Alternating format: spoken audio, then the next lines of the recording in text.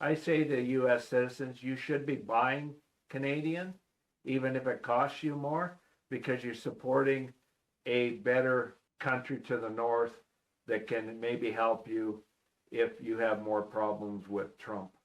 So it's in your best interest to buy Canadian and support Canadians, whether your felon president wants you to or not.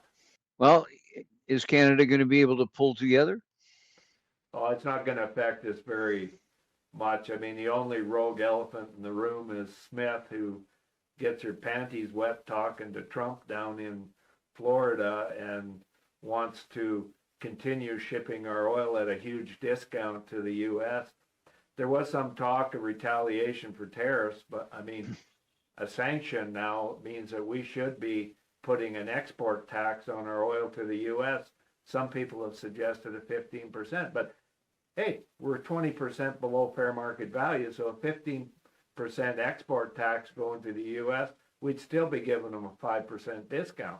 So yeah, let's start acting responsible up here in Canada, and when rogue premiers like Smith are causing problems, take it on and make sure she doesn't get elected back in, because she's costing Canada.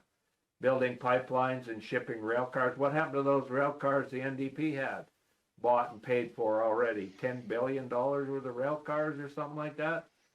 Let's get them back on the rail lines and start shipping our oil to the eastern refineries. That can be done tomorrow. We don't have to wait for anything.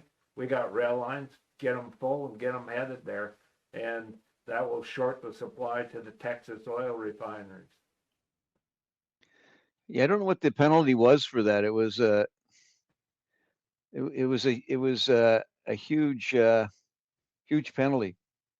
The U.S. set a penalty when we got for canceling the oil railroad cars. Oh yeah, there was $1 billion lost or something like that, if I recall correctly. It was an expensive hit, and we should have not allowed that, but I think it was Kenny did that. And then he turned around and gave $7 billion to try to help build a second pipeline to the U.S.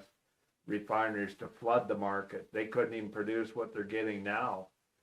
That's why they claim that we have to sell it to them at a discount, because they can't refine it all. They have to bump the line to Venezuelan and Mexico heavy oil to put our oil in there